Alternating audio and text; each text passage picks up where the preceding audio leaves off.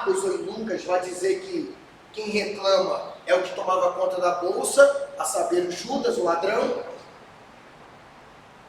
Essa entrega dela aqui é de algo muito precioso, mas Jesus está entendendo que aquilo ali é a preparação do corpo dele para que ele seja sepultado.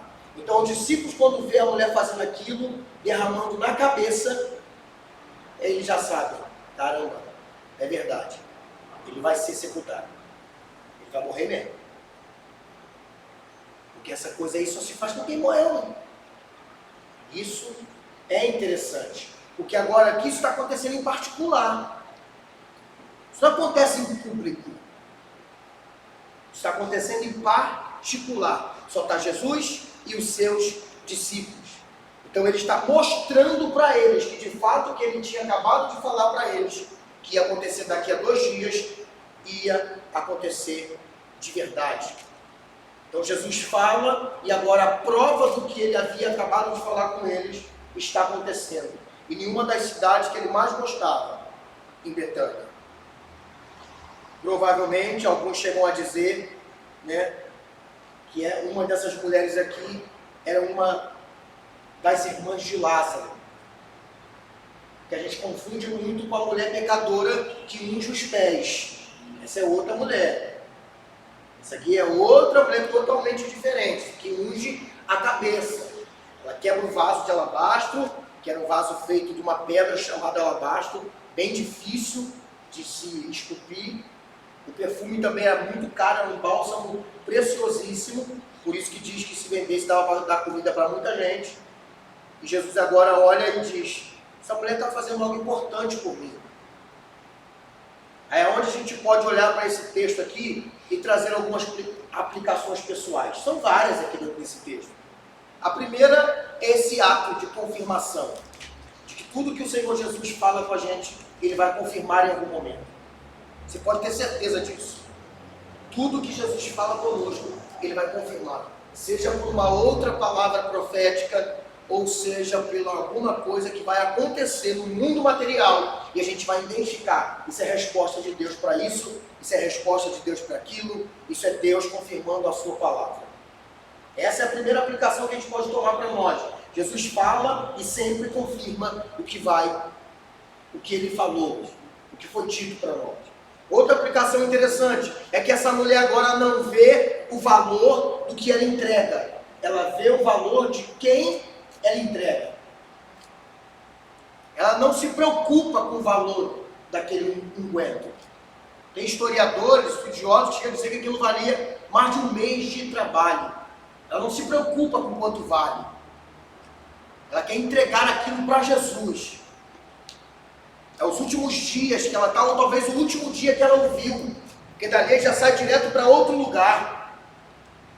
É o último momento que ela está com ele. Ela não quer saber quanto custa, ela quer saber o que ele vale para ela. E se for de fato a Maria, irmã de Lázaro, essa mulher sabia muito bem o quanto Jesus era valioso para ela. Além de ser um amigo da família, também é alguém que ela sabe que é o seu Senhor. Então isso é interessante saber, porque essa aplicação também vale para nós no cotidiano, vale para nós no dia de hoje. Essa memória, não sei se todo mundo significa muito antigo, inteligência artificial. Teve um garotinho e o pai ele queria de como, aí cria um robô idêntico a essa criança. E essa criança é criada, esse robô é criado como se fosse um filho, carne e osso. Aí num dado momento, esses filhos que estavam de fome conseguem voltar à vida novamente. E os dois ficam juntos, como se fosse irmão dele. Aí esse robô cria um laço muito grande com esse irmão, a ponto de ele mergulhar no robô, segurar ele, só que ele segura e acaba se afogando, né? Aí a família fica com raiva dele e solta ele no meio da rua. Soltou o robô. Né? Aí, tipo assim, tem todo uma liturgia falando sobre isso, um contexto, né? Concluindo. No final, né, o mundo é destruído, né? Aí esse robô, ele fica dentro do oceano, ali milênios, né? Aí vem uma espécie extraterrestre e só vai no robô, descobre o robô.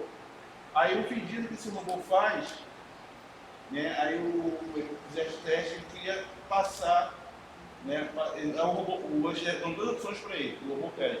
Eu quero passar alguns momentos com a minha mãe, que era A mãe do menino, né? menino.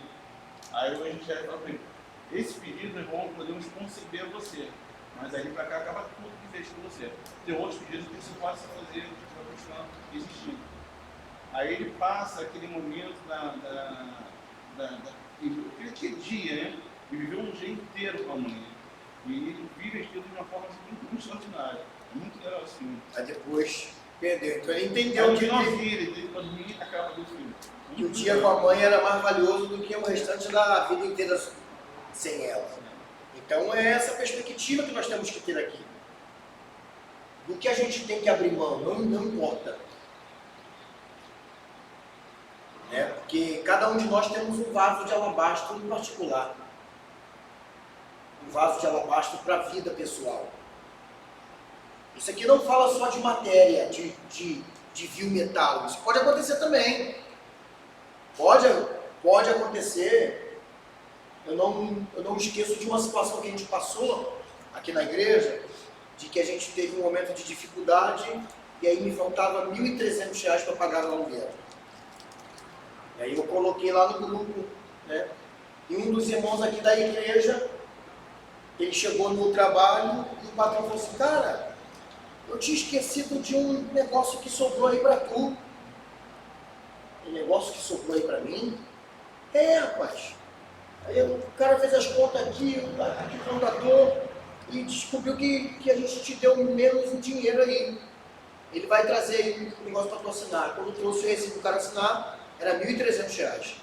Então quando ele pegou o dinheiro, ele falou, caramba, R$ 1.300 que me apareceu de uma hora para outra. Mas é R$ 1.300 que a igreja precisa com aluguel, já sei de quem é isso aqui. Ele me ligou na hora.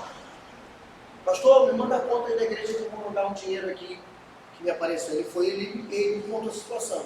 Aí você imagina alguém que é assalariado, humilde de vida, aparece do nada R$ 1.300 a mais que ele merecia receber, de algo que o patrão entendeu que ele merecia receber. Não é um cara rico, o salário dele não era nem 2 vezes esse valor, mas ele entendeu que havia um momento de necessidade maior para Deus, para as coisas de Deus. Então, às vezes, isso vai se enquadrar no ambiente material? Pode. Pode ser que no momento isso se enquadre.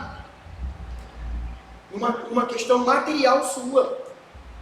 Que você tenha algo e esse algo Deus peça para resolver algum problema, seja da casa dele ou da vida de alguém. Mas isso também pode ser aplicado no ambiente espiritual da nossa vida ou da nossa própria vida. A que nível nós estamos da certeza de quem Jesus é, do valor que Ele tem para nós, para nos entregarmos nesse nível aqui. Essa mulher ela não parou para raciocinar o valor desse vaso, ela parou para raciocinar o valor que Jesus tinha para ela. E é por isso que, independente do quanto custava, do quanto ela poderia lucrar, do quanto ela poderia arrecadar com aquilo, ela pega e entrega. E ela quebra e derrama tudo. Por isso que Judas fica ali, ó, caramba, isso ia dar um bom dinheiro, ia poder pegar uma parte maneira. É porque ele sabia o quanto valia. Então essa outra aplicação é muito importante para nós. Levem isso para a vida de vocês. Quanto Jesus vale para vocês em detrimento aos outros valores da vida. E pode chegar um momento que talvez você tenha que se despedir de um celular para investir em Jesus e no reino ou em alguém dentro do reino de Jesus. Um videogame, um carro, isso pode acontecer, né? A gente conhece a história bíblica desses mesmos homens que estão passando por esse momento aqui, de que a Bíblia vai dizer que eles tinham casa e vendiam e repartiam. E a motivação qual era? Era o pobre? Não, porque senão não tinham feito isso antes. A motivação agora é o reino. O entendimento do reino levaram eles a compreender que tinha gente em volta que precisava da ajuda deles. E o sentimento do reino fez algumas pessoas venderem suas propriedades e repartirem entre os irmãos, a possibilidade de alguém que tinha uma casa de 2 andares ou 3 andares vender e comprar 2 kitnets. Uma para ele e uma para o irmão que não tinha nem onde morar. Há possibilidade disso ter acontecido. De alguém que tinha um camelo vender para que alguém pudesse ter uma roupa para vestir. Então essa aplicação cabe tanto no âmbito material da coisa e principalmente no âmbito espiritual. Porque vai chegar um momento que a gente vai ter que abrir mão de algumas coisas por Jesus ser o mais importante para nós. Vocês que são jovens aí, e até onde eu sei, o único aqui que até então encontrou um par de meia para começar a pensar na vida é o Pablo. O restante ainda está tudo descalço. Pode ser que um dia você encontre alguém que você acha que é o amor da sua vida e Jesus fale para você, ou ele ou eu. Ah, mas não dá para ficar com os dois? Não, porque esse moço vai tirar você de mim, ou essa moça vai tirar você de mim. E aí? Eu já conheci inúmeros jovens que abriram mão de um relacionamento para ficar com Jesus e outros que não, e ficaram sem Jesus. Eu não sei, claro que eu não oro para que nenhum de vocês que estão aqui decidam por esse caminho de vida, mas se Deus escolher entre vós alguém para ser um eunuco do tempo moderno, um eunuco, não, você não vai casar. Por quê? Não, porque eu quero a sua vida para o campo missionário. Eu vou te levar de país em país. Mas hoje, pastor, isso é incomum acontecer. Incomum acontecer porque tem gente que não se entrega mais. Só falando de campo missionário. Eu estava no campo missionário. Eu saí daqui em outubro de 2018 para Manaus. Eu estava no ministério em São João. E aí o apóstolo lá falou, eu vou abrir um ministério em Manaus. Você quer ir? Eu falei, você está fazendo uma pergunta ou está me pedindo para ir? Me ordenando que eu vá dar o suor. Aí foi o último, ele falou, então eu vou. Fiquei lá, vai criar a pandemia, fechou todas as igrejas, a gente já estava com 3 igrejas lotadas, a sede era maior que essa, a Matriz, lotada, veio a pandemia, a gente começou a fazer culto online, depois abrandou, voltou tudo de novo, culto presencial, mas assim, a gente ficou rodando Manaus, os links, os ribeirinhos, Belém do Pará, assim, rodamos 5 estados, até voltar, até a minha volta, foi a ordem de Deus, para cuidar do meu pai, do meu pai vivo a falecer, e depois eu tive a minha volta. Então, isso tudo que o senhor está falando, eu estou analisando, está tudo certo. Isso. Pode ser que Deus peça. Olha, eu quero que você case, que eu vou te levar de país em país, nação em nação, estado em estado. E o relacionamento pode ser que te prive disso. Poxa Deus, mas logo eu? Mas isso deveria ser um privilégio. Você fala, caramba, que coisa boa. Por que hoje isso não é comum como era antigamente? Eu contei para vocês aqui domingo, falei por alto sobre David Bell, que é um menino que deixou a noiva dele. Noiva, filha de Jonathan Edwards, deixou a menina e foi para o campo missionário entre os índios de pele vermelha e lá morreu com 26 anos de idade, tuberculoso dentro de uma oca.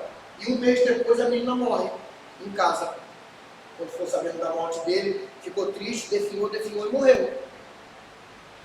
Então olha só, eu estou falando de alguém que pode talvez se privar de se relacionar e alguém que abandonou um relacionamento pela obra missionária. Então isso pode acontecer hoje?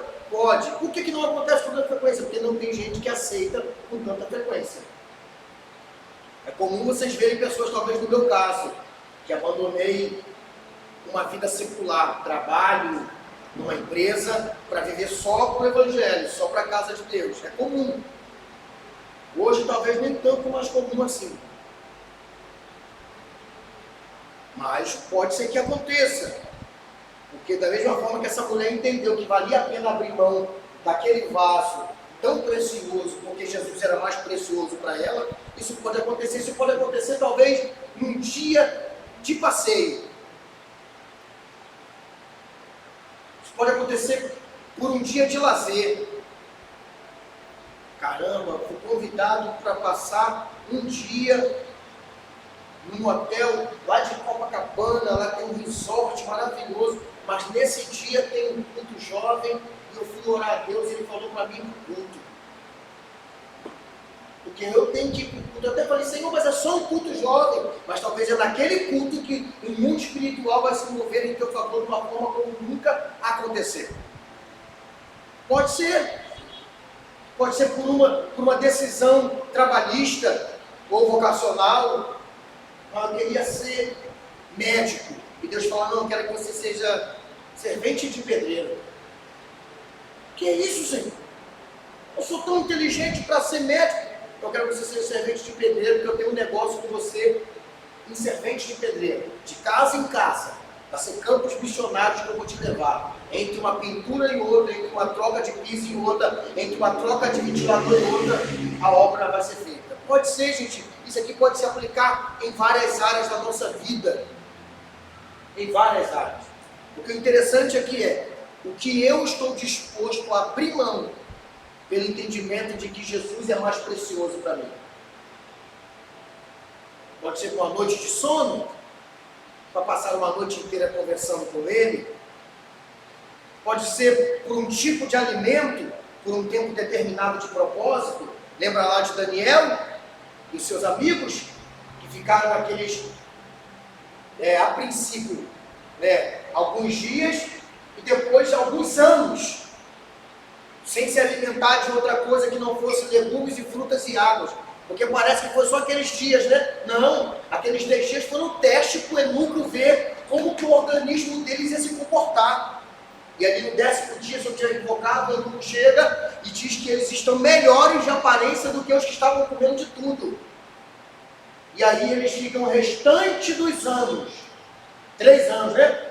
Sem comer nada a não ser legumes, frutas e água. Olha que coisa interessante. Tiveram que abrir mão, talvez. Eu não falei, eu quero que você faça um propósito no jejum de Daniel aí, e você vai ficar 10 dias sem comer nada que não seja fruto e legume. Aí no 3º dia, a Liane te chama para ir para o rodízio de pizza e ela vai pagar. Não posso. Por quê? Porque eu estou no propósito com Deus. Puxa, mas a oportunidade é essa. Não. O meu negócio com Ele é mais precioso do que isso. Então pode ser isso. Né? Você está ouvindo isso da boca de alguém que sabe o que é abrir mão de coisas para Deus. Eu já contei várias vezes o meu testemunho aqui de que eu abri mão de uma vida empresarial, um gerente de uma empresa, para ser faxineiro da igreja a princípio, para ganhar R$500, e depois para ser pastor da igreja ganhando 1.200. E isso há mais de 9 anos já vai.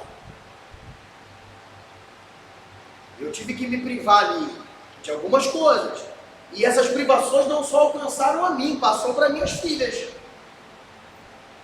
vou falar aqui, eu espero que ela não fique com vergonha. Posso falar, filho? Vou falar. Está aqui a minha filha fez agora 18 anos, vai fazer 18 anos. Se formou na escola, né? Concluiu a escola, e a Agatha nunca fez um curso, nem de inglês, nem de computador, nada, nenhum.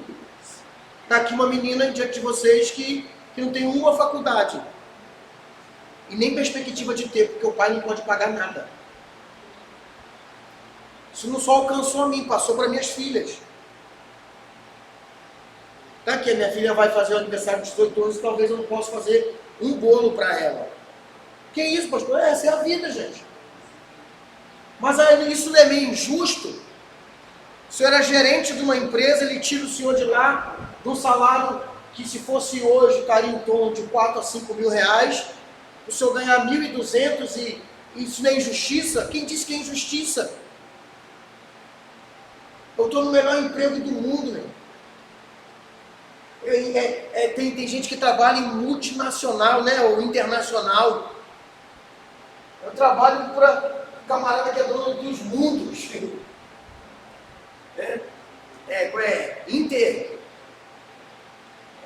Interestelar a minha empresa. Está fora do nível comum. Então, olha, o que Jesus me pediu para entregar, que foi a minha família, levou a minha vida e a minha família a essas situações. E agora a Ágata veio para mim e confessou que o desejo dela é continuar o que Jesus começou em mim e na mãe. Conversei com ela, falei, você está sabendo de que o seu pai tem privações por conta de ser um pastor sério, de não enganar os outros, de pregar o evangelho como deve ser. E por conta disso, se você seguir a linha de raciocínio do seu pai, você também vai viver a mesma vida que ele, privada de coisas talvez simples, como uma festa de aniversário. Não estou, pai. Então, seja bem-vindo ao clube e que o cajado que foi colocado na minha mão no tempo certo passe para a sua.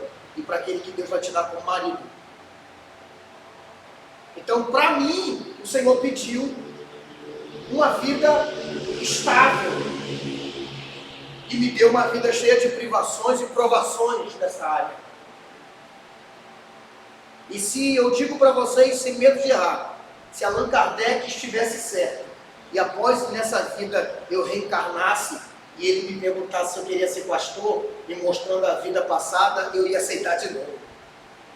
Não foi a melhor decisão no nível humano que eu tomei, mas foi a melhor que eu deveria ter tomado no nível espiritual e para toda a minha vida. Então tem hora que a gente vai ter que pesar na balança. Encontrando Jesus com uma preciosidade maior, a gente vai ter que abrir mão. Lembra do que Jesus falou para os seus discípulos? Quando ele está falando sobre parábolas, e ele fala sobre a parábola do tesouro escondido e da pérola de muito valor. Ele fala, eu vou contar umas parábolas para vocês. Fala, mestre. Ele fala, a primeira é do tesouro escondido. Certo homem encontra em um campo um tesouro. E ele vê que aquele tesouro é muito grande. Vai, vende tudo que tem para comprar o campo, por causa do tesouro. E também um outro homem que era negociante de pérolas, encontra uma pérola de grande valor, vende tudo que tem para comprar aquela pérola, porque ele sabe que ela é de grande valor. Assim é o reino de Deus. O que Jesus está querendo dizer para os discípulos ali? Eu sou o tesouro desse terreno. Eu sou essa pérola de muito valor. Vocês estão dispostos a abrir mão de muitas coisas por causa de mim? Os discípulos estão. Então beleza. Então vem e segue. Então essa é a realidade por trás desses fatos aqui. Essa é a aplicação. Jesus é para nós esse tesouro tão importante a ponto da gente estar disposto a vender o que necessário for para continuar tendo ele. Isso aqui pode acontecer, como eu já falei para vocês em alguns momentos, isso pode ser, esse vaso de lavagem talvez seja a sua própria vida. Hoje, ao olhar político e religioso, no Brasil, isso está muito longe. Mas eu não tenho dúvida de dizer para vocês que o start já foi apertado.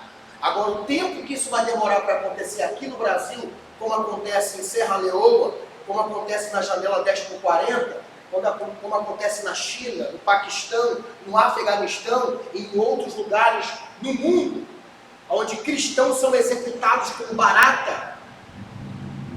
Eu não sei quando isso pode acontecer aqui, só que o start para isso já foi apertado.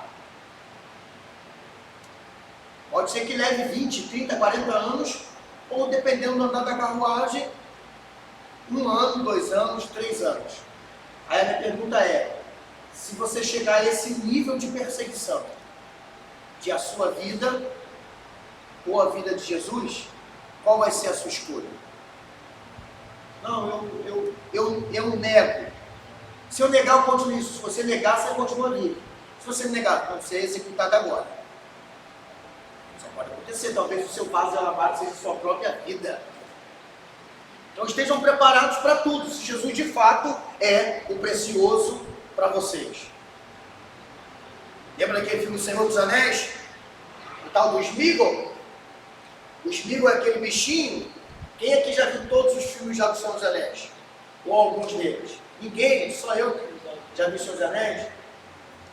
No primeiro filme, já aparece o Sméagol de cara. Senhor dos Anéis, a Sociedade do Anel. No segundo filme, é o Sméagol ainda, o Senhor dos Anéis e as Duas Torres. No terceiro filme, o Senhor dos Anéis e a Volta do Rei, é o Sméagol. Só na era da série de filmes do Robert, que a gente vai descobrir que o Sméagol, aquela criatura feia, com um pedacinho de pano, careca, um monstrinho, era um homem comum, que por causa do amor pelaquele anel, se transformou naquela besta fera. Qual é o que eu quero usar como conteúdo aqui para nós? É que aquele bichinho olhou para aquele anel, aquele homem, né, era um homem, olhou para aquele anel e ficou tão fissurado nele que matou o seu amigo, que achou o anel, só para roubar. E depois ele aceitou, porque foi falado para ele, se você continuar com esse anel, ele vai acabar com você. Ele chamava o anel de quê? Qual era o nome que ele dava para o anel? Meu precioso. Aquele bichinho morria e matava por conta daquele anel. E o termo que ele deu para o anel foi precioso, meu precioso. Então olha, ele chegou a ponto de aceitar virar um bicho por conta do amor que tinha pelo aquele anel. Agora transponha isso para a sua vida com Jesus. Jesus é tão precioso a ponto de você talvez dar a sua própria vida por ele, ou o que necessário for entre os homens por ele, e de negar o que necessário for por ele, e de aceitar o que preciso for por ele. Essa é a visão dessa narrativa. Agora outra coisa interessante, vamos seguir aqui até onde o horário nos permitir. Então, versículo 14, o pacto da traição. Então um dos 12, chamado Judas Iscariote, indo ter com os principais sacerdotes, propôs: que me quereis dar? E vou-me entregarei. E lhe perguntaram, pegaram-lhe 30 moedas de prata. E desse momento em diante buscava ele uma boa ocasião para entregar. Essa perícope é pequenininha, só apenas 3 versículos. E essa perícope aqui faz uma ligação ao assunto que acabamos de dizer. Porque quando a gente cai na asneira de não abrir mão do que é necessário para ter Jesus, a gente é atraído para coisas que nos levarão a negar Jesus. E o que levou Judas a negar o Senhor? Ou melhor, a trair o Senhor? Sua ganância, melhor dizendo. Seu olho pelas moedas. Gente, isso aqui é bárbaro. Porque ele nem pensou, ele não deu valor, pastor Cristiano. Ele aceitou qualquer valor. Sabe o que era comprado por 30 moedas de prata? Um escravo. Judas vendeu Jesus pelo mesmo valor que se vendia um escravo. E qualquer escravo, não era um escravo bom. Porque as moedas tinham a sua qualidade. Prata tinha um valor e ouro era outro e cobre era outro. Então ele aceita qualquer valor. Pode ver que ele nem negocia. 30? Ah não, 30 não. 30 é muito pouco. 40. Não, 40 não. Tá, então nem eu nem vocês. 35. Ele nem negocia o que os caras. Ele fala assim: o que vocês querem me dar para que eu caguete ele para vocês? 30 moedas de prata, beleza, me dá aqui. Agora eu vou ver um bom momento para me entregar ele para vocês. Ou seja, a cegueira espiritual de Judas, por não enxergar em Jesus o que essa mulher enxergou, olha que coisa interessante, olha o link que nós vamos fazer aqui agora.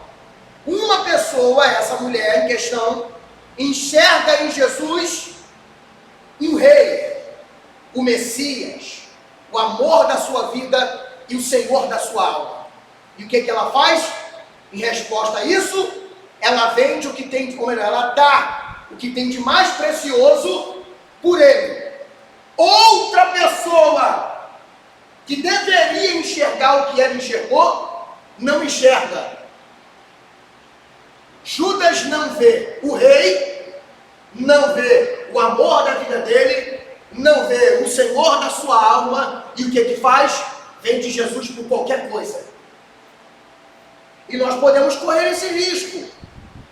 Lembrando a vocês que esse é o nosso estudo. A gente vai lendo e aplicando cada perícope, ou cada epígrafe aqui. Enquanto uma pessoa vê em Jesus algo precioso, outra aceita qualquer bagatela por ele. Pastor, onde isso pode ocorrer na minha vida? Como que o senhor vai aplicar agora esse entendimento?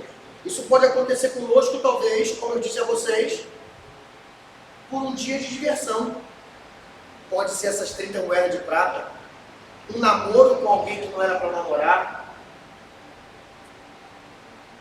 uma profissão que não era para aceitar, um trabalho que não era para aceitar, ou qualquer outra coisa. Isso pode ser as suas 30 moedas de prata. Porque tratando isso em relação a Jesus, não há nada nessa vida que se compare ao que ele é. Eu vou até mais longe, nem nessa e nem na próxima, nada que se compare a quem ele é. Porque nem o céu, com toda a sua beleza e esplendor, se compara a quem Jesus é. Eu já disse a vocês uma frase de Martim Lutero, que ele diz que o que interessava para ele no céu era Jesus. Porque o que faz o céu ser o céu é o fato de Jesus estar lá. Se Jesus sair do céu e ir para o inferno deixa de ser inferno. Porque o que faz o inferno ser inferno é a ausência de Jesus lá. E o que faz o céu ser o céu é a presença de Jesus lá. Logo, o que interessa a gente ir para o céu não é a rua de ouro nem o mar de cristal. É saber que Jesus está lá. Eu já disse para vocês em minhas falas que se eu ficasse sabendo, pastor Cristiano, que lá no céu tem uma kitnet de madeira me esperando, eu ainda queria ir para lá. Porque o que me interessa é saber se Jesus vai estar comigo nessa kitnet lá. Enquanto muitos sonham por uma mansão, pelo fato de morarem numa casa meia água aqui no mundo, sonham numa mansão celestial. Se disser, Adriano, lá você vai ser morador de rua. Vai morar debaixo dos viadutos celestiais. Eu ainda queria ir para o céu. Só pelo fato de saber que naquelas ruas e vielas eu ia encontrar com Jesus por elas. Porque a atração principal do céu é o próprio Cristo. É o esplendor da glória de Deus. Tanto que João, no capítulo 4 do livro de Apocalipse, quando ele entra no céu, a primeira coisa que ele vê quando se abre a porta no céu é o trono de Deus. E aquilo impacta ele. E ele aí usa linguagens figurativas para tentar explicar o que está vendo. Ele fala que vê alguém sentado no trono e o seu rosto é como o sol pela manhã. Ou seja, o sol quando está nascendo. E que em volta dele tinha um arco-íris da cor de esmeralda. E que na frente do seu trono tinha um rio como de cristal. Um mar como de cristal. E que seres incomparáveis eram vistos à sua volta. E também homens anciões que tiravam suas coroas em direção ao que estava no trono, dizendo que ele era digno de receber honra, glória e louvor para todos sempre. Eu amém. Essa é a primeira visão que tem João. Claro, é a mais importante. Reparem que a rua de ouro e o mar de cristal, João escreve depois, porque o que mais interessava é apresentado a ele primeiro. O que ele vê primeiro? A glória de Deus. Diga-me. Ela meio que consegue levar a palavra e essa noção, ou não? O Espírito Santo sai dela. Não, isso vai ser dado diante de um contexto. Porque negar Jesus, isso pode ser feito de forma verbal, ou isso pode ser feito com atitudes. Entendeu? Havendo um arrependimento sincero, Deus sempre está pronto a perdoar. Se houver um arrependimento sincero, Deus sempre está pronto a perdoar. Agora, a questão que pode levar o indivíduo a uma condenação é o fato de que se isso se der nesse nível. Aceita Jesus e morre, ou aceita Jesus e continua vivo. Se aí essa pessoa de fato se arrepender, eu acredito que haja perdão. A Bíblia diz que ele é misericordioso e longânimo.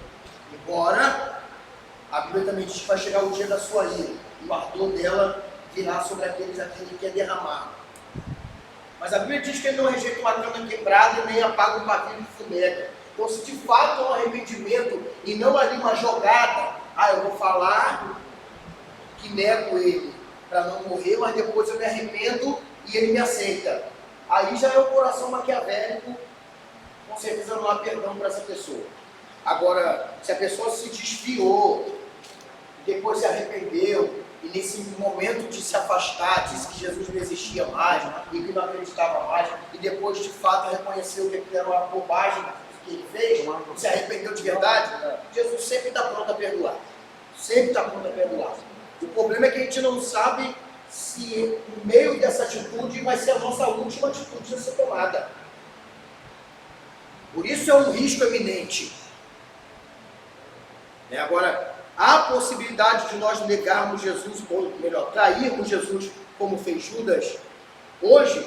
Sim, com essas atitudes. Talvez pode acontecer como aconteceu com ele. Raquel te deu 30 mil reais para você dizer que Jesus não existe mais. Aceito.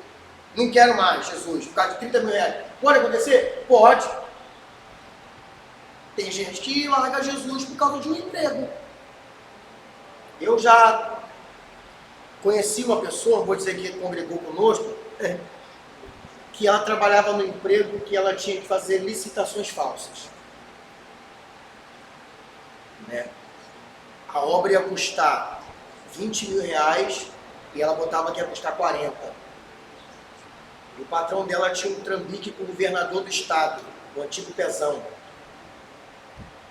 E ali ele aprovava a obra de 40 mil, eles gastavam 20 e 20 dividiam entre ela, o patrão e quem aceitou a licitação. Ela ganhava lá nesse emprego 6 mil reais todo mês. E ainda tinha essas comissões nas obras aprovadas. Eu botei 40 mil aqui, mas era obra de 1 milhão, 2 milhões e até de 3, 4 milhões. Era obra de escola, era obra de estádio, era obra de via pública. E aí o que aconteceu? Ela se converteu, aceitou Jesus, tudo bem, começou a caminhar com a gente e veio me perguntar: pô, pastor, o que o senhor acha? Para ser a senhora, eu tenho que pedir demissão amanhã. Tem como pedir demissão agora? Não, agora não, já está fechado, então amanhã a senhora pede. Mas poxa, eu falei, irmã. Aí ela foi lá e pediu: patrão, não quero mais trabalhar. Mas que isso não, é que eu aceitei Jesus e esse trabalho é crime. Não, tudo bem, eu te mando embora, mando ela embora. Aí ela começou a fazer bolos, cookies, brownie, bombom para vender. Só que não entrava o que ela ganhava lá. E alguns meses depois ela voltou para mim e falou: poxa, eu aceitei trabalhar para ele de novo. E aí ela saiu da igreja.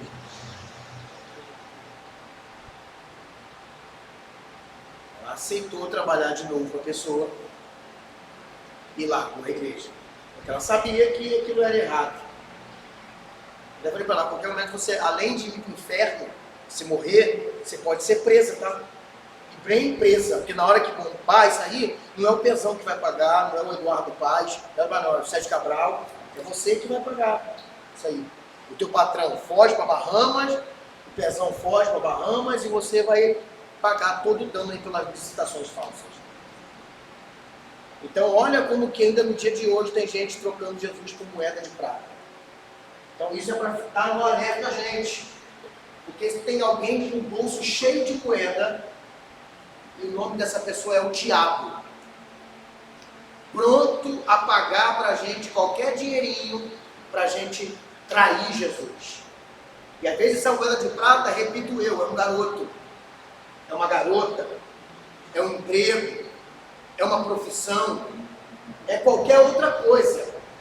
Às vezes essa moeda de prata pode ser um jogo, um filme, uma série, qualquer outra coisa, um comportamento, um tipo de roupa, qualquer outra coisa que vai se tornar uma situação de você trair o teu Senhor.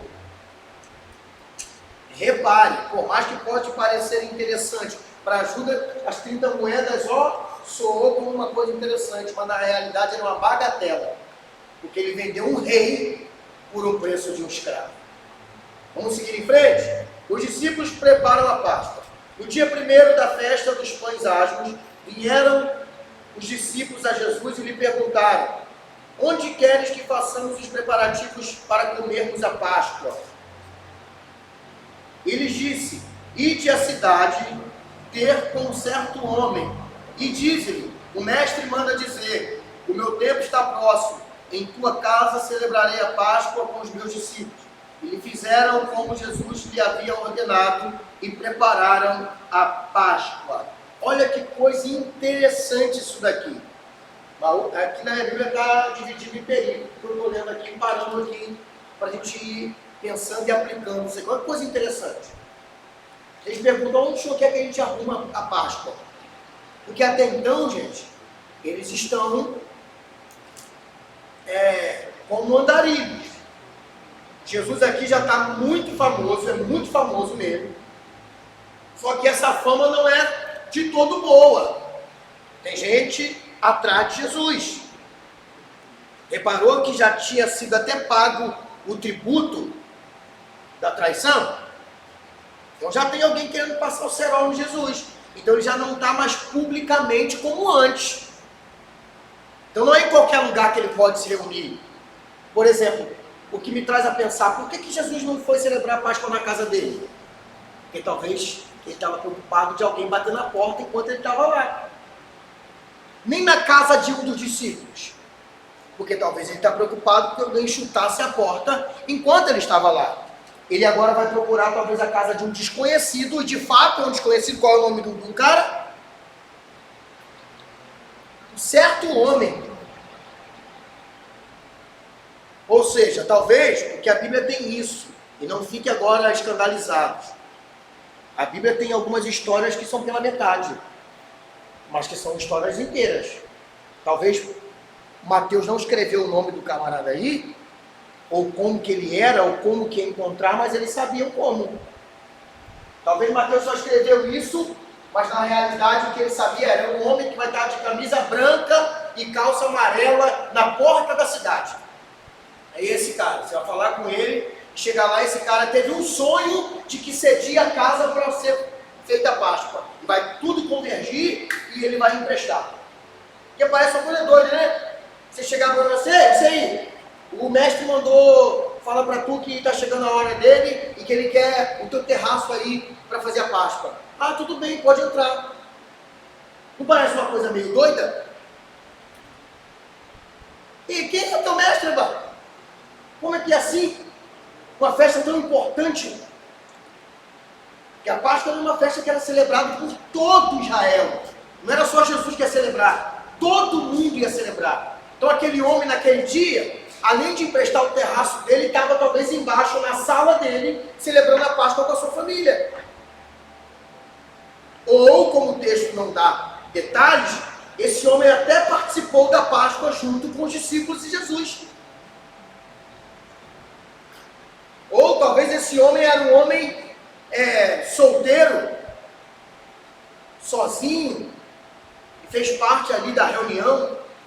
Ou talvez falou, não, então tudo bem, eu fui convidado, porque era tipo um Natal, assim, eu fui convidado para passar a Páscoa lá na casa lá da Júlia. Toma aqui a chave, pode celebrar aí, depois só deixa tudo arrumadinho, tá? Que amanhã eu estou de volta aqui. Talvez, a gente não sabe o fundo todo da história. Mas o que está descrito para nós é que isso acontece nesse sentido. Aonde vamos celebrar a Páscoa? Fica tranquilo. Vai para um lugar que já tem alguém esperando para celebrar lá. Isso aqui é importantíssimo. Por que é importantíssimo? Porque nós aprendemos uma aplicação para nós aqui. Qual? Havia uma necessidade de um lugar. E Jesus provê esse lugar para eles. O mundo espiritual entra em cena para dar o lugar da reunião mais importante para os discípulos. Por que essa reunião é uma das mais importantes? Porque essa reunião vai gerar uma das ordenanças para a igreja, que é a ceia do Senhor. Um dos momentos mais célebres entre nós é a ceia que nós comungamos, que nasceu aqui. Então agora Jesus está dando ordem ao mundo espiritual para que ele se movimente em direção a esse cenário. Porque os discípulos estão como nômades. E agora vai ter um lugar para a ceia as coisas para a ceia, a ornamentação para a ceia e o ambiente da ceia preparado no terraço, escolhido pelo céu para que isso acontecesse. Aonde eu aprendo algo aqui? É que diante de uma ordem de Jesus eu devo apenas obedecer. Mas como que vai ser? Não sei. Eu sei que o céu vai se mover para que isso aconteça. Eu não sei na porta de quem o céu vai bater. Eu não sei a noite de sono de quem o céu vai tirar. Eu não sei em quem o céu vai tocar. A quem o céu vai incomodar. Só sei de uma coisa. Quando eu me deito diante de uma palavra de Jesus para ir, o céu vem comigo e abre portas aonde talvez eu não conseguiria abrir. Talvez Pedro pedir naquele lugar, o homem não cederia. Talvez Tiago pedir naquele lugar, o homem não cederia. Talvez João pedir naquele lugar, o homem não cederia. Mas quem pede aquele lugar? Ei, o mestre disse que se tu pode dar. Sim. O céu pediu naquele lugar. Então, repito, qual é a aplicação para cá? A aplicação para aqui é motivacional, é inspiratória, é profética. Porque tem hora que o céu vai nos jogar nessas situações, irmã Sheila, de nos dar uma ordem para ir até um lugar e não explicar muito sobre aquilo. Por exemplo, igual quando eu fui comissionado para vir pastorear vocês aqui. Porque eu não sou daqui também não, pastor Cristiano. Eu sou oriundo lá de Santa Cruz e fui para a Praça Seca, fiquei todo o meu crescimento ministerial lá, e o meu pastor presidente mandou vir para cá, e aqui eu estou com ele, vai fazer 5 anos agora. O céu não me disse como que ia ser, porque na época eu tinha 2 filhas pequenas, uma filha pequena, tanto que eu fiquei foi outubro, novembro, dezembro, janeiro, fevereiro, eu fiquei 5 meses vindo para cá de ônibus, debaixo de sol, de chuva, de ônibus lotado. O céu não me disse como que ia ser. O céu só mandou eu vir para cá. Morava num barraco de madeira. O céu mandou eu vir para cá e me deu uma casa de 2 andares. O céu me mandou eu vir para cá. Tirei minha carteira e ganhei um carro. Então repare que primeiro o céu diz, vai. Mas aqui, vai. Mas como que vai? Vai e faz assim. E aí as coisas acontecem. Então qual é a aplicação dentro desse texto? Eu vou deixar o Mateus perguntar. É que tem hora que o céu faz isso mesmo. O céu nos dá coordenadas pela metade. Para quê? Para inspirar fé. Porque imagina no caminho um cutucando o outro. Como assim, irmão? Ele está meio bitolado, cara. O mestre é meio doido. Ele mandou a gente ir numa cidade atrás de uma casa. Quem é que vai emprestar uma casa para 13 homens em fuga, meu irmão? Hein? Quem é que vai? Que doideira! Mas talvez ali João, que era o mais íntimo. Olha só, toda vez que ele fala, dá certo. Lembra dos peixes? Deu certo 2 vezes. Na segunda a gente nem acreditava, vendo a primeira multiplicação. Lembra da história lá da rede? 2 vezes. Não, nesse momento tinha sido só uma. Uma vez. Ele mandou tu jogar, Pedro. E a gente já tinha pescado a noite inteira e nada deu certo. Ele mandou voltar lá e deu certo. Então vamos acatar mais uma vez? Pode parecer uma coisa de louco, mas é ele que está mandando. E o resultado foi que a ceia foi celebrada num terraço, que na época era coisa chique, tá? Terraço hoje é coisa normal. Na época era uma coisa chique. Isso dá a entender que aquela casa era a casa de alguém que tinha uma boa vida.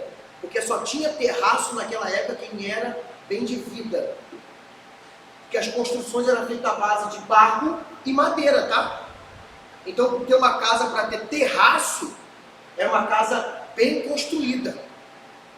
Por quê? Porque agora muda o nível. Porque uma casa ter terraço era uma casa construída à base de pedras. E para ter uma casa construída à base de pedras se pagava um bom valor. Porque uma coisa é carregar um balde de barro, uma coisa é carregar uma pedra. O tamanho do bloco para fazer uma casa. Até o construtor cobrava mais, porque o esforço era maior. Quem aqui já viu casa de estuque? Eu já fiz casa de estuque. Eu estava despedação de madeira, depois atravessava os bambuzinhos e vinha molhando o barro e tacando nas brechas. É mais fácil do que você passar uma semana carregando pedra e botando uma em cima da outra para construir uma casa, uma laje e um terraço. Então a construção era muito mais cara. Para um melhor entendimento de vocês, é igual hoje vocês mandarem alguém colocar piso ou porcelanato. Botar um banheiro de blindex ou de cortina. É um preço totalmente diferente de um para o outro. Assim eram as casas antigamente, uma casa comum, uma casa com um terraço. Então olha que coisa interessante. O céu abriu a porta necessária. Então qual é a aplicação aqui dentro dessa perícope? Independente para onde Jesus mande a gente ir. O que tem que ser feito? Como que vai ser feito? Não importa. Jesus faz. É igual aconteceu aqui. A gente estava no aluguel ali.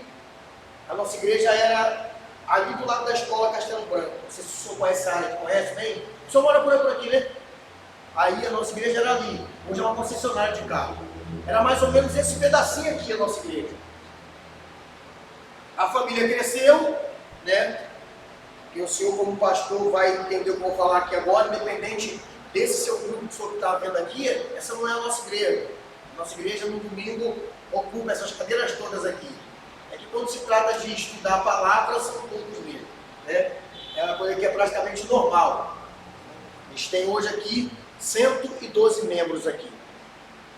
Então lá a gente tinha 30 e pouco, dobrou para 70, não cabia mais. E aí agora eu vim procurar esse lugar. Só que isso aqui era uma oficina mecânica. Por isso que os pisos hoje estão dando problema. Porque a gente não teve tempo de preparar o chão, só tacamos os pisos por cima, tudo cheio de óleo, tudo esburacado.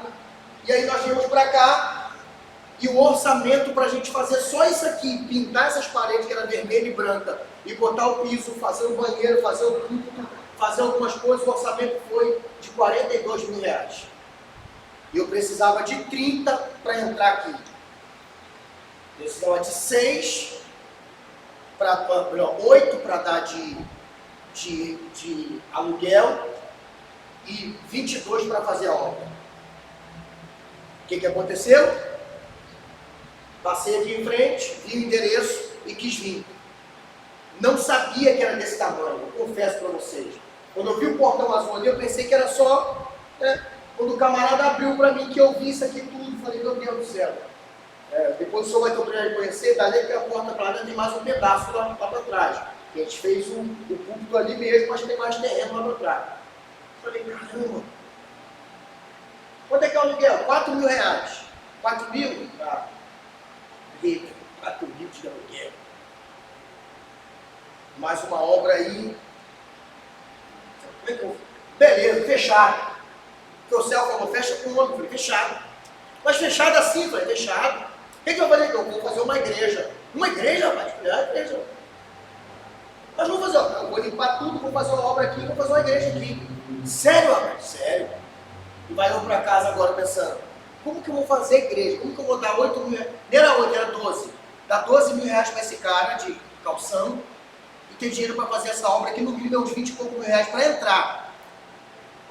Fui lá e falei, pastor presidente, eu bem achei um lugar para botar o povo. Achou? Já até fechei com o moço. Já fechou? Beleza, rapaz, isso aí, vamos lá ver o lugar, vamos lá ver o lugar. Quando ele chegou aqui, ele, beleza.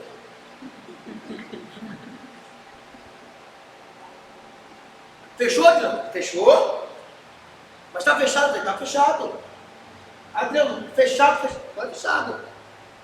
Pode assinar o contrato? Falei, agora. Assinou o contrato. O seu custódio entrou no carro, foi embora. O pastor Cleber olha para mim e fala, você é maluco? Como é que vai? Adriano, falei, a gente já assinou o contrato.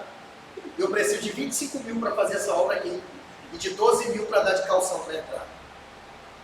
Mas Adriano, eu falei, pastor, foi aqui o endereço que Deus me deu. E ele falou para mim que vai dar essa vila para a gente. E é por causa dela que eu estou querendo esse lugar aqui. Resultado, ele tinha semanas lá, né? Ele descobriu que a igreja sede tinha 3 consórcios. 2 já tinham fechado e um estava pela metade do investimento. Ele pegou os 3 consórcios. A igreja sede mandou ele comprar um carro zero para ele estava sem carro. O outro de 70 mil ele investiu lá na igreja, e o outro deu exatamente 25 mil reais que ele deu para mim fazer a obra aqui. E os 12 mil reais? Dos 12, o dono aceitou eu dar 4 mil e entrar. Então olha que coisa interessante. Quem mandou a gente vir para cá? O céu. Mas o terraço, eu não sabia como ia alugar. O céu alugou. A obra, o céu fez. Nós fizemos aqui exatamente 52 dias a obra e entramos aqui.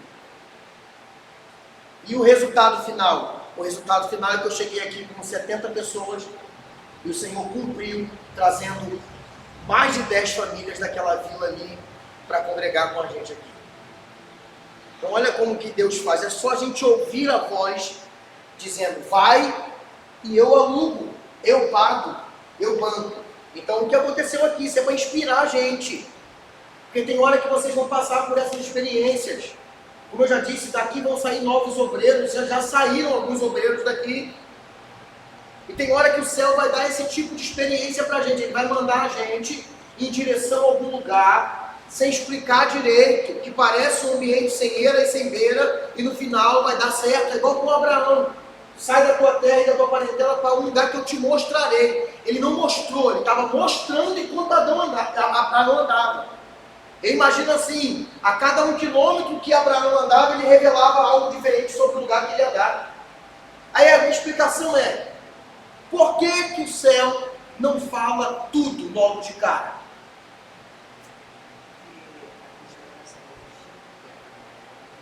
Não é porque tem alguém que, se ouvir o céu falar, vai saber o que o céu vai fazer e pode prejudicar, não o propósito do céu, mas a vida de quem vai viver o propósito. Não tem coisa que Deus não entrega por tudo para Satanás também não saber. Porque Satanás não é onisciente. Então Deus vai entregando na caminhada. Porque o que acontece? O céu não vai saber da revelação. O céu sabe da revelação por inteiro, mas o inferno não. Porque o céu não pode ser impedido, mas o Mateus pode. O diabo pode confundir a mente do Mateus e fazer com que ele talvez seja enganado com o falso cumprimento da promessa. Igual eu recebi a promessa de ser pastor com 14 anos de idade. 14 anos de idade, num culto jovem, o Senhor usou meu pastor presidente para dizer que eu seria pastor. E com 22 anos de idade me apareceu uma oportunidade. Uma igreja com 150 membros na Barra da Tijuca, pronta, montada, ministério grande e famoso dentro do Rio de Janeiro. Então parecia o cumprimento da promessa. Falei, caraca, chegou o dia da minha vitória. E aí, Senhor? Não fui eu que mandei. Ué, mas tu não falou que eu ia ser pastor? Aí, é para ser pastor. E olha a igreja. Você não. Aí, que isso? Então, o pastor dessa igreja foi ludibriado? Foi. Não, mas Deus não chamou o senhor para ser pastor? Sim, mas não era aquele momento, não era aquela hora. Veio se cumprir quando? Com 32 anos de idade. Ou seja, 10 anos depois. Porque o diabo ele também sabe articular. Se tem alguém que é especialista em fake news, é o diabo. Então por isso que o céu às vezes não conta todos os detalhes. O céu poderia falar, lá com 14 anos, Adriano, tu vai ser pastor. Com 32 anos de idade, na Assembleia de Deus de Campinho, na congregação de Maré. E lá nessa congregação tu vai conhecer pessoas como Sheila, Raquel, Beto, Gisele, Júlia, Ariane, Mateus, Pablo. O céu poderia falar, e quando chegar só, caramba, igualzinho. Mas por que o céu não contou tudo? Porque o diabo trabalharia muito nesses, com 14 para 32, dá quantos anos?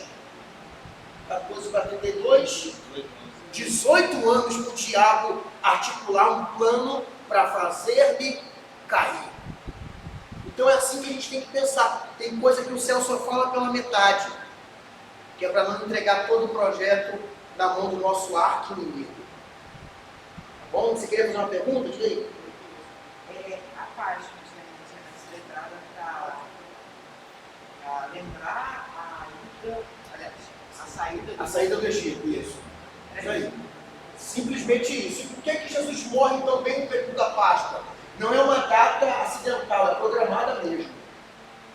Porque agora a nova Páscoa vai ser implementada. A Páscoa dos judeus representa a saída deles do Egito, a libertação do Egito. A Páscoa dos cristãos significa a libertação do pecado. Jesus é a nossa Páscoa. E os judeus ainda continuam nesse ambiente de festa da Pachef. A palavra Pachef, que dá origem à palavra Páscoa, na nossa língua, né, significa passagem, saída. Então, os judeus celebram isso, a libertação do cativeiro egípcio. E nós celebramos a libertação dos nossos pecados. O julgamento, pelo fato de Jesus ser julgado na Páscoa, isso já foi errado? Não, assim, diante da lei romana, não. Os caras faziam o que queriam. Só tinha ali um probleminha quanto ao corpo ficar pendurado lá. Eles têm que antecipar um negócio para não virar a Páscoa e o corpo estar ali. Entendeu? Aí, assim, a data foi exatamente programada para isso mesmo. Para acontecer naquele dia, naquele momento e daquela forma. O cronograma da morte de Jesus estava na mão de Deus. É por isso que tem até um louvor muito antigo, eu não lembro mais, que diz que o cravo e o martelo estavam na mão de Deus. Ou seja, dando a ideia de que foi Deus que programou tudo, da forma que foi e como foi. Não foi um acidente de percurso, ser na sexta-feira de Páscoa. Olha, é o domingo de Páscoa, né? Ser na sexta-feira, que dá a semana da Páscoa à ressurreição. Tinha um programa, que é para trazer esse simbolismo espiritual para nós. O céu trabalha muito diante de simbolismo, de simbologia, de jogo de palavras, que é para marcar, para trazer um entendimento. É porque era um ambiente de festa do povo, né? Então o povo ia ficar ali muito revoltado. Porque geralmente a crucificação, o corpo ficava lá, guardado lá. Apodrecia lá, fedendo, os bichos, o passarinho comendo. Então eles matam, tiram na mesma hora, porque já estava se aproximando já da viração do dia, que para o judeu é 6 horas da tarde. E já ia começar o famoso Shabat para os judeus, que começa na sexta-feira, às 6 horas da noite, e acaba no sábado, às 6 horas da noite. Então, quando ia começar o sabá dos judeus, eles iam começar a falar, pô, esse cara pendurado aí, não é legal para a nossa cultura. E impede para não ter esse tipo de atrito bobo, preferiu agilizar o negócio.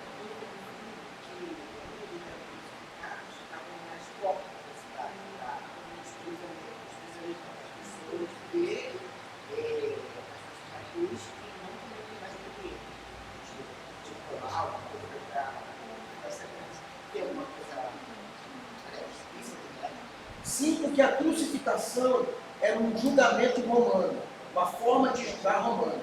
Então, em outras cidades aconteciam nas portas.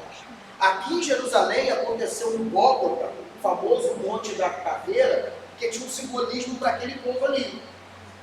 Estava no lugar mais alto ali da cidade. Era tipo um morrozinho no alto da cidade. Então todos que passassem pela via ali, ia ver lá em cima, lá aqueles corpos lá pendurados. E era um ambiente onde os judeus tinham como ali também uma liturgia em torno daquilo ali. Tanto que o nome do monte era Monte Gólgota ou Caveira para eles. Mas geralmente os romanos crucificavam na entrada da cidade deles. Né? Há relatos, se você pegar livros aí das cruzadas, você vai estudar pessoas que eram crucificadas, alguns na beira do caminho, para que chegasse na cidade. Eita, meu irmão! Aí estava lá um crime lá, ladrão de galinha, assassino, traíra, estava lá o crime lá para todo mundo ver o que aquela pessoa fez. O que eles fizeram com Jesus, só que botaram lá Isso. mas aquilo ali, dentre eles mesmos, soou como algo meio esquisitinho. Não, esquisito sair para os judeus, foi bom você tocar nisso, que eu vou falar algo bem legal para você.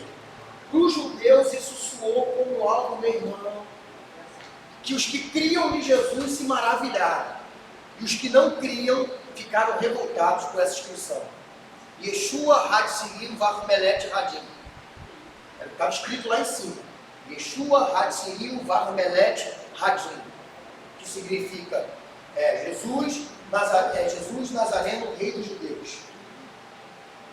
Pegando as iniciais de cada palavra, dava as iniciais do pentagrama sagrado, que é YHWH, que é as iniciais da palavra Deus para eles. Então, quando eles viram aquilo ali, é um crime de fato de Jesus. Porque o que leva Jesus a ser morto é um crime político, não um crime religioso. Porque pela religião eles tentaram, mas o César não aceitou. Aí eles levaram para o lado político. Jesus morreu por uma tramóia política. E qual era a tramóia política? Ele está dizendo ser o César. Ele está dizendo ser o rei. Então isso é meio de rebeldia. Isso é uma rebelião. Já estava tendo atentados terroristas já direto.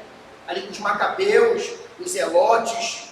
Esses caras, vira e mexe. Pedro fazia parte desses caras lá que puxavam a espada para defender o povo. Né? Tanto que Barrabás era parte desse grupo ali, eu acho que dos zelotes. Era um grupo que era revolucionário, era tratado como rebeldes. Então, quando essa inscrição aparece, isso é o crime de Jesus mesmo. Ele é o camarada que está dizendo ser o Messias, então Yeshua, né? O rei dos judeus. Então tá aí, ó, o Yeshua de vocês, o rei dos judeus aí. Tá aí o chefe de vocês aí. Então quando o judeu olhou e falou, caramba, tá dando ali o nosso tetagrama sagrado, as iniciais que significam o nome do nosso Deus. Mas o crime ali era esse. O que ele disse ser? Ele disse ser o rei dos judeus. Então esse é o crime dele? Então volta o crime dele lá. Porque um dos caras lá, ele chega a perguntar várias vezes sobre alguns experimentos que eles cometeram. E eu acho que você não queria, através dele mesmo, eu acho que eu vou colocar essa legislatura nesse quadro. Eu não me coisa. Isso é porque eles chegaram para Pilatos várias vezes. O camarada aí, cara, mas o que ele está falando? Ele está dizendo ser Deus. Pô, cara, eu já falei para vocês que esses assuntos da religião de vocês é com vocês, cara. Vocês querem matar o cara? Mata o cara. Tanto que eles tentaram matar Jesus, não foi uma nem duas. A Bíblia fala que eles tentaram matar Jesus várias vezes. Quando ia matar, Jesus sumia. Quando ia matar, Jesus entrava no meio do povo. Quando ia matar, o povo não deixava. Várias vezes. Até que eles falaram, cara, se a gente matar ele, o povo vai cair para cima da gente. Porque agora, Jesus já tem milhões de seguidores. Então, se eles matam Jesus pela religião, a galera ia fazer o quê com eles? Partir para cima deles. O que eles fazem? A gente tem que matar esse cara sem que o povo nos mate. Só tem um jeito. César matar ele. Mas César não ia matar Jesus porque Jesus está dizendo ser Deus. Porque César não se metia nessa trato de religião. Por isso ele permitiu que o Sinédrio continuasse atuando. Quem é o Sinédrio? O Sinédrio é um grupo religioso político, presidido ali por o sumo sacerdote Caifás, os sacerdotes e a cúpula dos escribas e anciões, fariseus e saduceus. Então, se eles matam Jesus por conta de um crime religioso, isso ia trazer um pandemônio para eles. Eles pedem o quê? Vamos fazer com que ele morra então e ninguém discuta. Mas quem tem que matar ele é Pilatos, o governador, a mando de César. Mas só tem um jeito então, é dizer que ele está querendo se levantar como rei. Ele está dizendo que ele é o rei aí. Ué. Aí quando isso bateu no ouvido de César, então esse cara deve ser um dos líderes revolucionários, meu irmão. Passa o cerol nele para isso servir de exemplo. E por isso botaram lá. Yeshua Hatzim Varmelete lá aqui. O camarada que está dizendo ser o Messias aí, que é o cara. Então, passarão nele. Então esse nome ali é realmente o crime de Jesus, o que ele cometeu. Foi escrito em hebraico, né? Aramaico Em grego, nas 3 línguas, para que todo mundo entendesse. e Em latim, para todo mundo entendesse. Para todo mundo que passasse. E está escrito aí que ele é o rei de judeu, ele é o rei de judeu. Caraca, vamos ver se não morreu. Era isso que eles queriam. Então. Ah. Lázaro era fazer parte dessa Não. Lázaro era mais tranquilo. A cidade de Betânia era tipo um povoado assim, mais campista. Agora, o Pedrão, há suspeitas muito grandes que ele era do ponto dos que queria arrumar guerra. O Pedrão era meio doido da cabeça. Então vamos lá. A gente termina em 8 minutos, mas vamos pelo menos essa pergunta aqui. O traidor é indicado. Chegada a tarde, pôs-se ele à mesa com os 12 discípulos. Enquanto comiam, declarou Jesus: em verdade vos digo que um dentre vós me trairá. E eles muitíssimamente ficaram contrariados e começaram um por um a perguntar: porventura sou eu, Senhor? E respondeu: o que mete a mão comigo, a mão no meu prato, esse é o que vai me trair.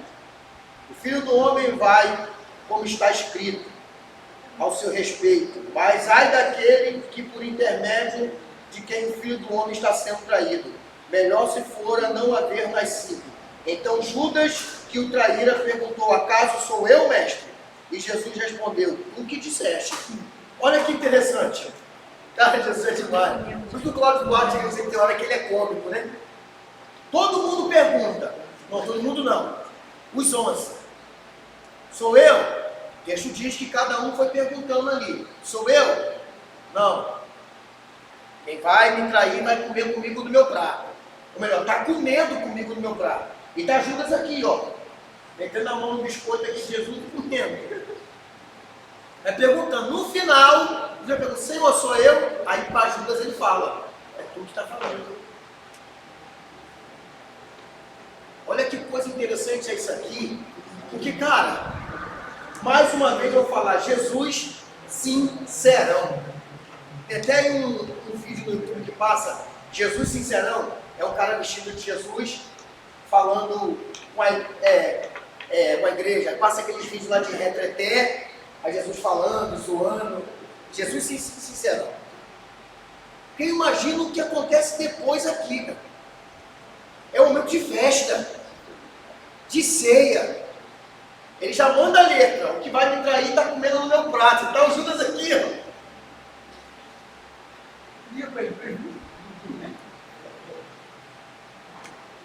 Quem está do lado dele. Mas o mais engraçado é que nos filmes, né, quando ele fala isso, no princípio fica lá tudo assim, sem entender nada, como se não tivesse percebido que era o Judas que estava metendo a mão ali no prato dele.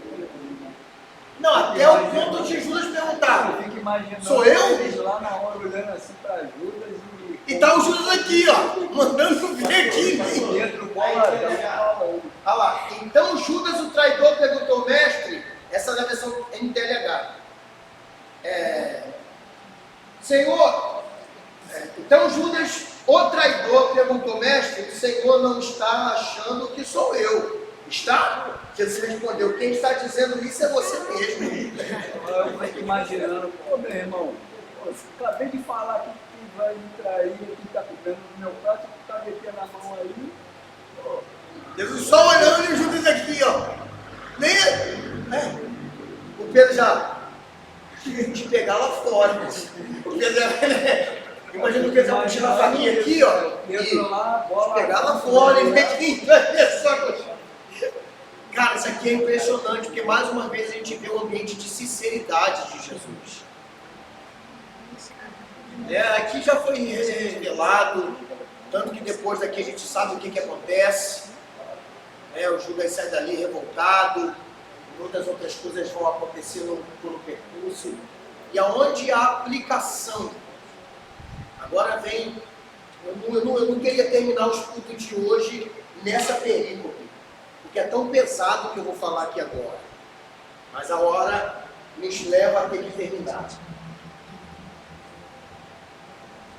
Jesus revelou, ainda que por parábolas, como ele costumava fazer, mas ele revelou quem era o traidor.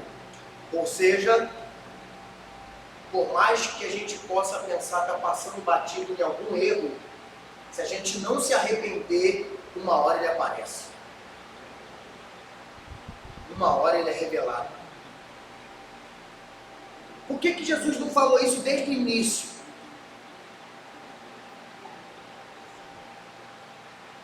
Desde a hora. Eu escolho você, escolho tu, mas eu estou escolhendo para tudo que tu vai ser vacilando. Mas vem. Porque Jesus ainda dá uma oportunidade para Judas. E essa oportunidade vai ser dada quando lá no Getsemane ele fala: o que vens, amigo? Aqui é uma outra coisa. Jesus sabia porque que o Judas estava indo lá. Mas ele fala: o que queres, meu amigo? É dando uma oportunidade de Judas se arrepender. Uma vez eu até ministrei uma palavra, não sei se foi aqui na igreja pequena ainda. O tema da mensagem foi: se Judas soubesse que Jesus ia voltar no terceiro dia, talvez não tinha tirado a sua vida. A conversa ia ser Jesus falando: ei, avisa para os discípulos, Pedro e Judas, que eu estou vivo. Mas Judas vai e tira a sua própria vida, e essa é a sentença que a alma dele encontra. Então, onde isso pode ser aplicado? Isso é para trazer temor na gente mesmo, e até pavor, se necessário for. A gente não experimentar a longanimidade de Deus. De errarmos e continuarmos persistindo no erro, porque uma hora isso vem à tona. A Bíblia fala mesmo: não há nada no oculto que um dia não seja revelado. Então, por mais que Jesus amasse Judas, e ele amou Judas de verdade, não foi brincadeira não, ele não chamou Judas para essa desgraça.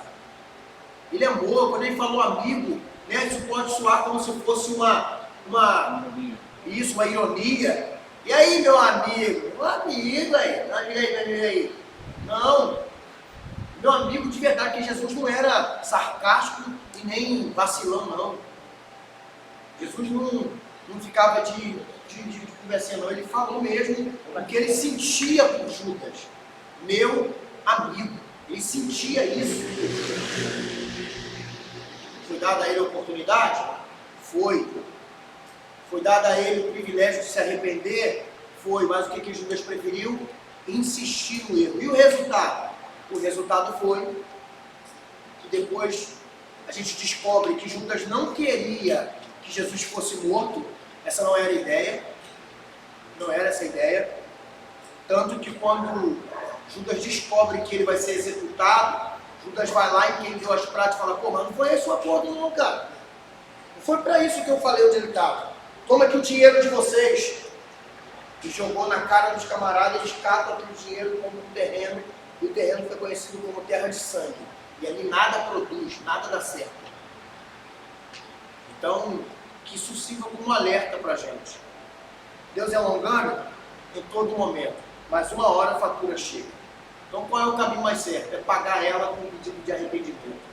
Diga, Uma pergunta fora do que você falou, como versículo 28, Cristo é o meu sangue, Cristo é o meu sangue da aliança, e ele é amado em favor do mundo,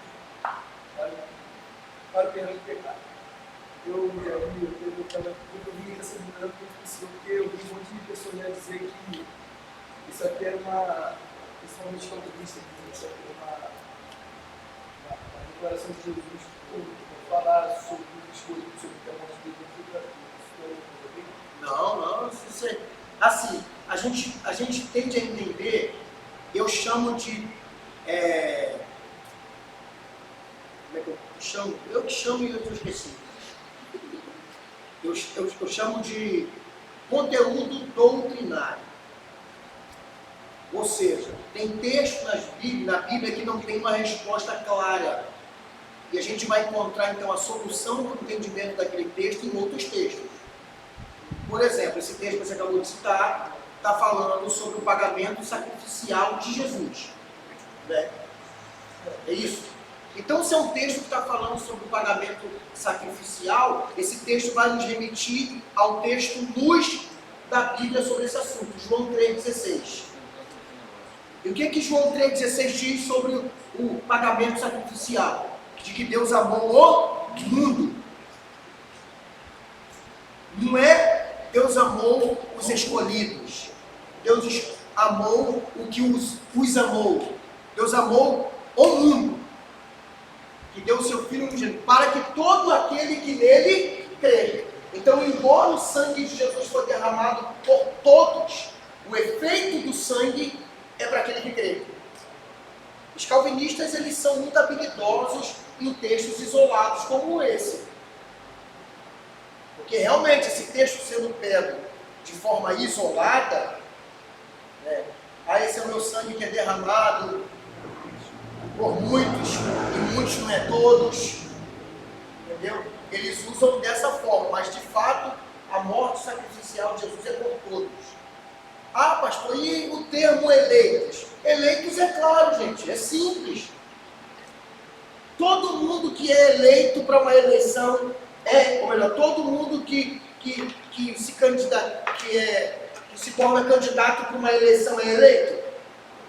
Não, só é eleito aquele que o seu comportamento, a sua proposta de campanha, a sua maneira agrada quem nele vota. Então não quer dizer o fato de ter uma eleição que todos vão ser escolhidos. Só aqueles que agradam ao eleitor. Então o que acontece? Deus deu a todos a oportunidade. Mas só vão ser eleitos para a salvação aqueles que convergirem nos padrões do eleitor, que no caso é Deus. Você tem outra presciência. Isso aí. Deus está ali para votar. Ele vai apertar lá na urna eletrônica do céu o nome de quem bate com que a proposta de campanha, de vida, bate de acordo com aquilo que ele quer. A morte de Jesus é para todos, mas só vai ser salvo aqueles que primeiramente crerem no seu nome e aderirem aí no processo a partir disso. Eu já falei para vocês uma vez, vou repetir, que o processo da salvação se dá na entrega a Jesus. Aí nós vamos passar por alguns processos, e 3 são de Deus e 1 é nosso. Primeiro processo a partir da entrega por fé no nome de Jesus, justificação. Justificação não é um processo nosso, é altamente de Deus. Só Deus pode nos justificar, mais ninguém. O segundo, regeneração. Nós somos feitos novas criaturas a partir de uma vida transformada, justificada. O terceiro, a adoção, porque agora que somos uma nova criatura, somos aceitos como filho de Deus. E agora vem um processo importantíssimo, que é nosso, embora Deus é tão bom que nos dá auxílio. Santificação, sem a qual ninguém verá Deus, diz o escritor dos Hebreus. Então, Deus nos justifica, nos regenera e nos adota como filho. Mas a salvação só se conclui no processo de santificação, que é um processo nosso, com o auxílio de Deus. E como que Deus nos auxilia na santificação? Primeiro, nos dando o seu Espírito, que testifica com o nosso Espírito que somos filhos de Deus e faz a obra, porque é o Espírito Santo que está adornando a nossa alma. E a Bíblia diz que ele convence o homem da justiça, do pecado e do juízo de Deus. Depois Deus nos deu a sua palavra, que agora o seu Espírito vai interpretar para nós. E terceiro, Deus nos deu a sua igreja, aonde em comunhão com os santos nós vamos sendo lapidados para um dia herdar a salvação. Então é por isso que quando se fala de salvação, João 3,16 vai dizer ali que Deus amou, e o 17 diz o quê? Aquele que crê será... a palavra está no quê? A palavra diz a respeito de futuro. Aquele que crê será salvo. E o que não crê já está condenado. Repare que a condenação é instantânea, mas a salvação é a longo prazo. Por isso que eu já ouvi falar, eu fui salvo, estou sendo salvo e serei salvo. Fui salvo de uma vida de pecado. Estou sendo salvo, Filipenses capítulo 1, versículo 6. Aquele que começou a boa obra em mim, é fiel para concluir. Então ainda não acabou, está sendo feito. E serei salvo no dia que os portões celestiais me receberem ou o arrebatamento acontecer para a igreja. Então, embora a salvação seja para todos, Jesus morreu por todos, ela só é alcançada por aqueles que se entregam na mão do Senhor Jesus por fé no nome dele, no sacrifício, e passam por esses 4 processos: justificação, regeneração, adoção e santificação. Porque também, em contrapartida aos calvinistas, eu já vi também, essa é muito fraca, essa teoria essa visão soterológica, que é a matéria que estuda salvação, é a soterologia. Isso está até num filme. Tem um filme sobre um pregador africano, que ele recebe uma revelação, diz ele, de Deus, que todos já estavam salvos, todos. Porque Jesus já pagou o pecado já de todo mundo. Não importa o que a gente faça aqui, todos já foram salvos. Porque a salvação não é por quem somos. A salvação é pelo que ele fez. Em parte isso é uma realidade. Mas aquele que aceitou Jesus agora vai aceitar o parâmetro de vida dele. É aí que está a santificação. É o parâmetro de vida dado por Jesus. É por isso que tudo que Jesus pede para a gente não é o que a gente quer viver. O homem em si gosta da vida louca aí fora. A santificação é o oposto do que a gente gosta de viver lá fora. Então a santificação é o parâmetro de vida de Deus, é a Bíblia Sagrada, é a forma que ela nos convida a viver. Então, embora a salvação tenha sido entregue para todos, por graça, favor e merecido, só que agora tem passos a serem dados. Então tem uma vida já coordenada por Deus para viver. Então, o problema de cair nessa teoria desse camarada aí, desse filme, de que já que Jesus pagou, eu posso viver do jeito que quiser viver, que já está pago, isso é uma loucura, isso é uma heresia profunda. Aí a gente vai refutar deles, como deles nos fez essa imagem e Semelhança. Quando nós caímos, nós perdemos a imagem. Isso. Né? E resgatamos ela depois que fomos, como chegarmos a ser um varão perfeito. Isso. Se o mundo for salvo e continuar praticando pecado, então vamos condenar Deus a ser pecador. Isso aí. Não é isso? Então há uma concordância entre isso. Os dois não estão coadunando, né? Nesse pensamento desse. Isso aí. É por isso que o apóstolo Paulo fala uma das frases mais lindas para mim, quando ele fala assim: quanto a vida com ele, fiquem tranquilos, que nós estamos numa matéria corruptível, e essa matéria é sedenta aos prazeres dessa vida. Embora eu não peço que vocês deem lugar à libertinagem por causa da liberdade que já receberam em Cristo. Ou seja, não use dessa fraqueza carnal para dar desculpa pelos pecados cometidos. Antes disso, se mantenham íntegros, puros e fiéis às Escrituras. Mas saibam, porém, que um dia haverá alegria plena, porque esse corpo que é corrupto, um dia se revestirá de incorruptibilidade, e aí nós seremos como ele é. O que Paulo está dizendo? Embora ainda não sejamos perfeitos, dignos de salvação, mas um dia ele completará essa obra e nós seremos dignos de passar pelos portões celestiais. Diga-me. Eu ia perguntar, nessa ordem que tu falou, no caso, a santificação, a gente não deveria buscar também? Não, é santo, e logo sendo santo, a gente seria regenerado. Não, isso é impossível. Impossível você conseguir ser santo primeiro sem ele limpar a sua vida. Eu não digo ser santo primeiro, mas primeiro buscar a santidade e no decorrer dessa busca as outras coisas diminuem. Não, é porque a santificação é o resultado de uma nova vida nele.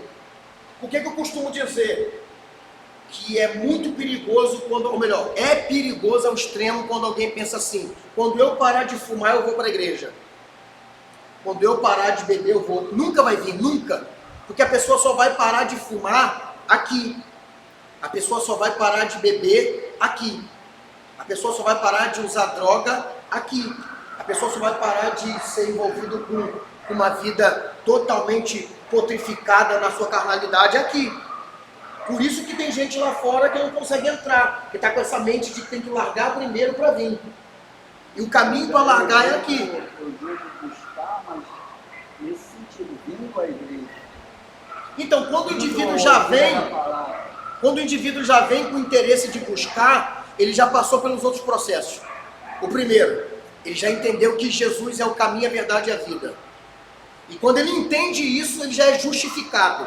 A palavra justificado significa alguém que foi tornado justo. A pessoa não é justa por si própria. Por isso que a santificação é o último processo. Porque se ela vem primeiro, a pessoa tem justificativa. Não foi o Senhor que me limpou, não. Foi eu que me tornei uma pessoa boa. A justificação é literalmente isso aqui. Eu não sou digno, mas ele lá, aquele moço que o nome está estampado, decidiu me aceitar como digno. Isso é justificado. Por isso o apóstolo Paulo fala que ele pegou a sentença que era contra nós e cravando-a na cruz, pagou os nossos pecados. A cédula que era nos contrária. Isso faz referência àquele nome lá. Porque todo criminoso tem o seu nome estampado lá. Então Jesus pega o nosso crime e estampou com ele lá na cruz, nos dando o pagamento dos nossos pecados, justificados. Aí vem, depois de justificação, a aceitação da regeneração, uma nova vida. Depois de ter sido uma nova vida, agora aceito como filho. E agora, como filho, gera em nós o desejo de quê? De voltar a ser igual ao Pai. Por isso que a santificação é o último processo. Porque esses três aqui, eles acontecem basicamente instantaneamente a partir do momento que a gente aceita Jesus. Por isso que talvez é imperceptível, porque é praticamente isso, instantâneo, quando o camarada aceita Jesus de verdade. De verdade, igual, por exemplo, alguns teve um processo. Eu fiquei indo para a igreja e continuei ainda durante quase um ano fumando maconha e cheirando cocaína. Eu fiquei nos 3 primeiros meses indo para a igreja com 38 na cintura. Aí quando chegava perto da igreja eu escondia o 38, entrava com o culto, quando saía do culto botava o 38 de novo na cintura. Eu cansei de sair da igreja e subir um morro para pegar uma pedra de maconha para fumar. Então comigo foi um processo. Eu já conheço gente que foi instantâneo. Aceitou Jesus no outro dia. Está ele jogando o disco do Roberto Carlos pela janela, jogando as garrafas de uísque que estavam pela metade dentro do saco. O que houve, fulano? Quebrando o São Jorge que estava pendurado na parede, rasgando a guia. Cara, o que houve aí? Aceitou Jesus onde? Largou tudo, meu irmão. Tem gente que é instantâneo. Mas esse assim, instantâneo nesse sentido visual da coisa. Mas esse processo é praticamente instantâneo. Justificação, regeneração e adoção como filho. Aí daí vem um processo mais longo. E esse é o mais doloroso para nós.